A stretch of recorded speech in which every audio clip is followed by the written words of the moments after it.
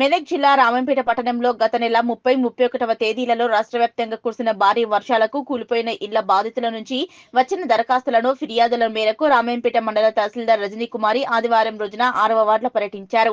ఈ మేరకు తహసీల్దార్ రజనీకుమారి మాట్లాడుతూ, ఇండ్లు కూలిపోయిన బాధితుల కుటుంబాల వద్దకు వెళ్లి ఆయా కుటుంబీకుల ఆధార్ కార్డు, మొబైల్ నంబర్, ఇంటి నెంబర్లు సేకరించామన్నారు. ఇండ్లు కూలిన బాధితులకు ఇచ్చిన దరఖాస్తులను క్షుణ్ణంగా పరిశీలించి వారికి ప్రభుత్వ పరంగా ఆర్థిక సహాయం వచ్చే విధంగా తాను నివేదికను ప్రభుత్వానికి త్వరలో అందజేస్తానన్నారు.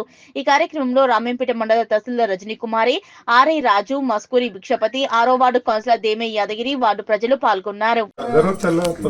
అందరికీ నమస్కారం. నా పేరు రజని, తహసీల్దార్ రామాయణపేట.